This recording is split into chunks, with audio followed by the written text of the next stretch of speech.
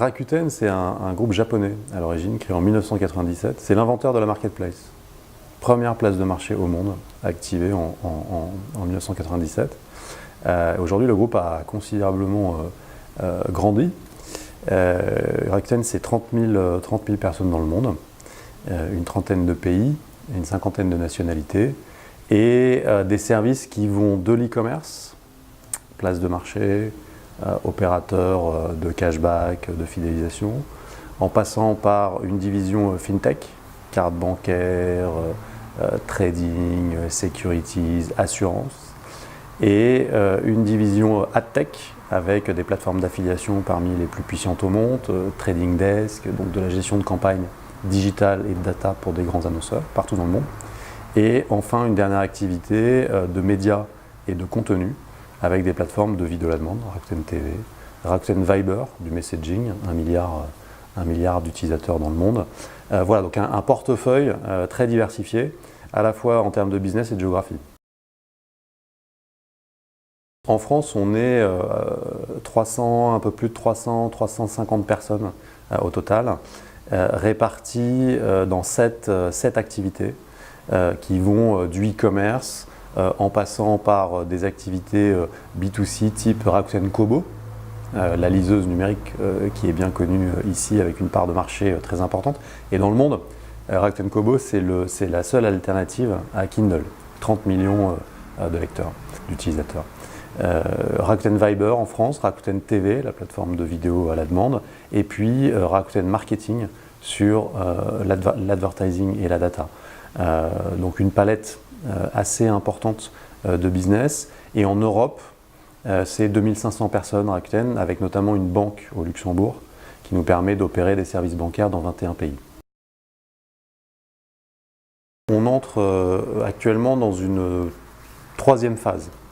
Je dirais que Rakuten a eu un premier temps en France qui faisait suite à l'acquisition de PriceMinister en 2010, jusqu'en 2014, qui était une phase de croissance et de localisation de la place de marché Rakuten en France. Ça s'est traduit par le fait que PriceMinister était essentiellement C2C, donc occasion entre particuliers, avec un rôle de tiers de confiance, et que ce modèle il s'est équilibré progressivement vers du B2B2C, donc des vendeurs professionnels de produits neufs, et avec une très forte croissance, à peu près x3, du volume d'affaires sur la plateforme entre les années que j'évoquais.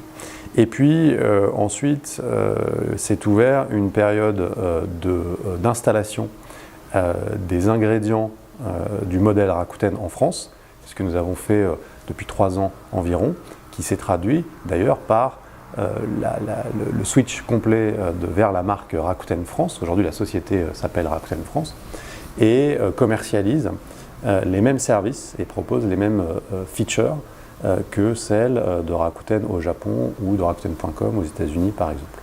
Donc une intégration totale. Et aujourd'hui, la troisième phase qui s'ouvre, c'est une phase d'accélération et de rapprochement en Europe avec les autres acteurs du e-commerce de Rakuten, d'une part, en Allemagne, en Espagne, en Italie, au UK, et ensuite une intégration de l'écosystème Rakuten. On est sur des dynamiques de croissance entre 15 et 20% depuis maintenant 10 ans, sans discontinuer. On est sur 125 milliards de dollars de volume d'affaires globalement et une très forte profitabilité qui permet à la société de continuer à investir. La spécificité du modèle japonais et de Rakuten dans la manière dont il a conçu son mission statement et dont il appréhende son rôle dans l'univers du e-commerce en tant que 4e ou 5e plus grosse plateforme d'e-commerce au monde. La proposition de valeur et le positionnement, il est très différent de ce qu'on observe en Amérique du Nord ou en Chine. Et c'est caractérisé par la culture japonaise qui privilégie la collaboration, les équilibres, plutôt que la disruption. Et je m'explique. Aujourd'hui, ce qu'on pense chez Rakuten, c'est qu'il y a 2 visions du commerce et du e-commerce qui sont en train d'émerger dans le monde et qui s'opposent assez radicalement.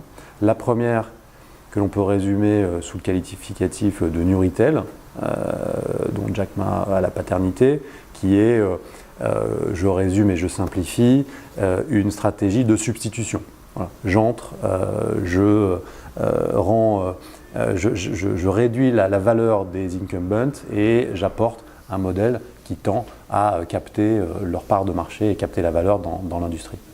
Et puis il y a un deuxième modèle qui est ce que nous on appelle l'empowerment chez Rakuten. C'est un mot compliqué à traduire en français, empowerment, parce qu'il veut dire beaucoup de choses et donc on n'arrive pas à le résumer simplement, mais je vais essayer de le faire. C'est fournir des outils qui permettent à son partenaire ou des services qui permettent à ses partenaires de se développer et de générer de la croissance et une croissance durable. Et donc le modèle de l'empowerment façon Rakuten, c'est de permettre aux acteurs, notamment du retail, plutôt que de vouloir finalement ouvrir des magasins et de leur faire une concurrence frontale, c'est de s'associer avec eux, de leverager ce qu'ils ont d'unique, la granularité de leur couverture, la valeur de leur marque, la qualité de leurs équipes de vente en magasin, tout en leur apportant l'expertise, le savoir-faire, le trafic, les contacts consommateurs en ligne des plateformes. Ça se traduit notamment de manière très concrète par le fait que Rakuten dans le monde est partenaire de Walmart, est partenaire de BIC au Japon, est partenaire en France de Boulanger ou d'EasyCash et que nombreux sont les retailers avec qui nous avons des discussions aujourd'hui et à qui nous apportons des solutions pour pouvoir développer leur business grâce au digital, atteindre de nouveaux segments de clients et faire venir dans leur magasin, faire revenir dans leur magasin une part de la clientèle qui était tentée de s'en détourner.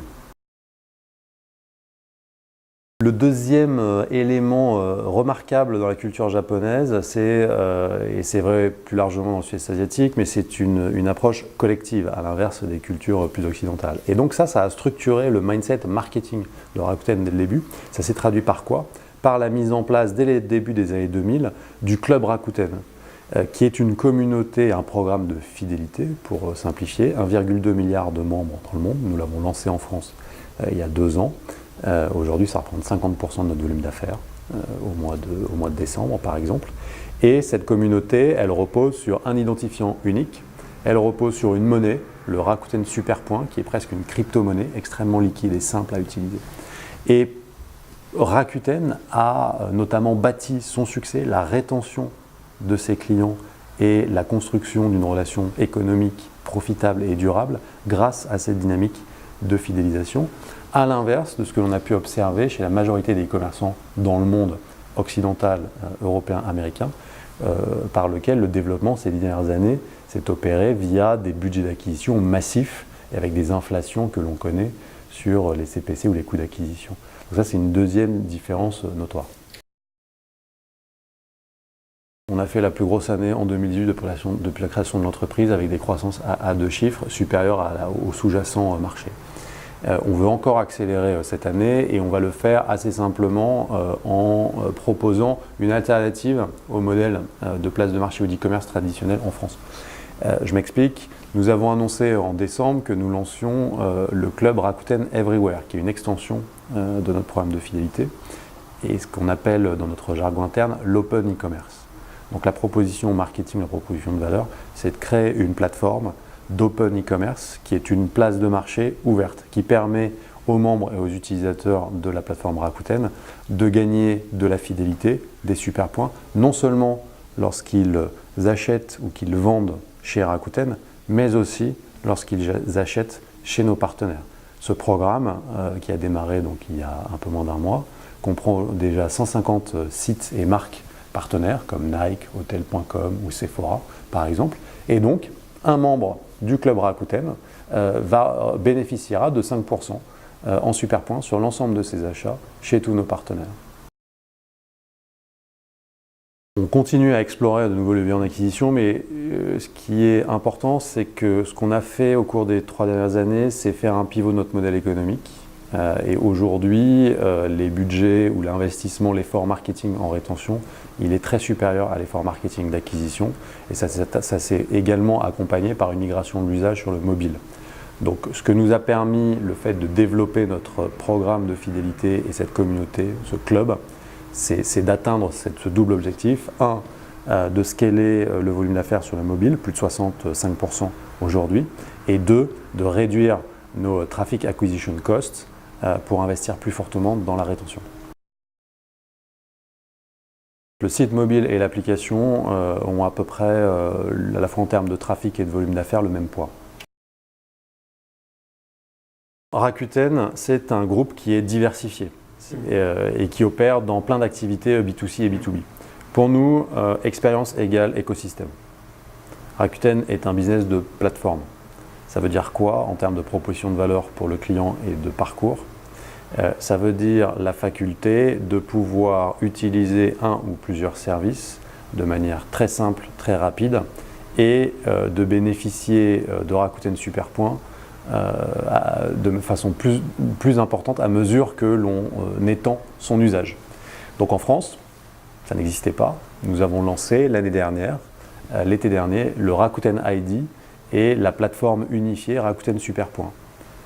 Très simplement, aujourd'hui, lorsque tu es membre du club Rakuten, tu fais un achat par exemple sur la place de marché, tu as un identifiant unique, tu rentres à la maison, tu allumes ta télé connectée qui a une application Rakuten TV préembarquée, tu te connectes automatiquement avec le même identifiant, tu retrouves ton porte-monnaie, ton wallet de Superpoints et tu peux utiliser tes Superpoints, gagner au travers de tes achats ou de tes ventes sur la place de marché pour te faire une location de film sur les dernières sorties par exemple. Donc voilà très concrètement ce que c'est que l'expérience Rakuten de l'écosystème, c'est la faculté à la fois de cumuler ou d'utiliser tes Superpoints sur l'ensemble des services. Au niveau mondial, on a un grand projet qui est que Rakuten a obtenu les licences du gouvernement japonais, les licences 4 et 5G, et donc lancera son activité d'opérateur mobile à la fin de l'année 2019. Ça sera annoncé officiellement au Mobile World Congress fin février, auquel nous participerons. D'abord au Japon et ensuite potentiellement une projection hors du Japon. Très très grosse inflexion parce que la taille de ce marché-là est énorme et la perspective de cash flow l'est tout autant.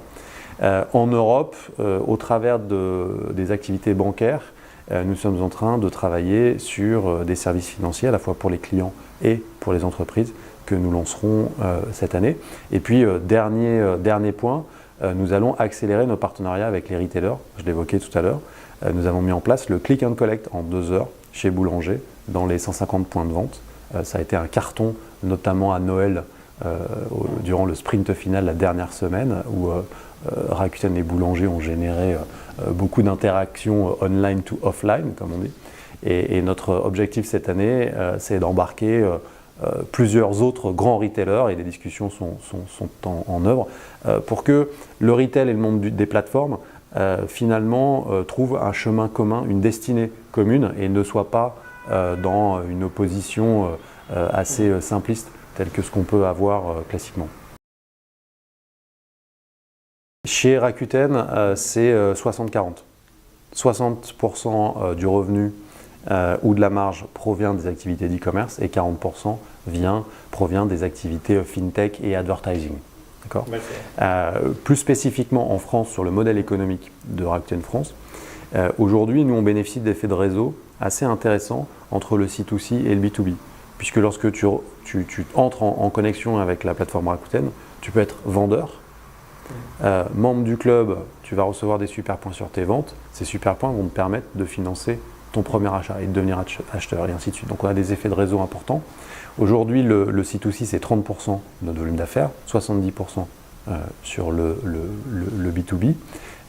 Et en termes de taille, on a 1,5 million de membres dans le club Rakuten, qui est gratuit, hein, je ne l'ai pas précisé, en France. Il est gratuit partout dans le monde, mais effectivement 1,5 million en France.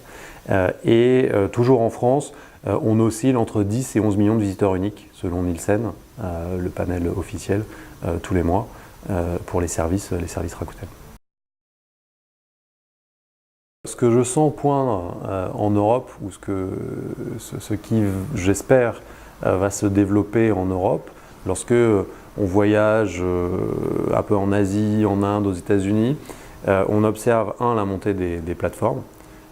Donc évidemment, il faut qu'on ait un contexte d'investissement, de prise d'initiative dans les startups, mais aussi un contexte réglementaire qui favorise le développement des plateformes plutôt que de chercher à l'entraver. Ça, c'est un point essentiel puisque partout dans le monde, à la fois l'e-commerce et le digital se développent plus fortement au travers de plateformes. Et puis, la deuxième tendance, c'est la tendance à la convergence entre les modèles relationnels, les modèles communautaires, les modèles de messaging et les modèles de publicité et d'advertising.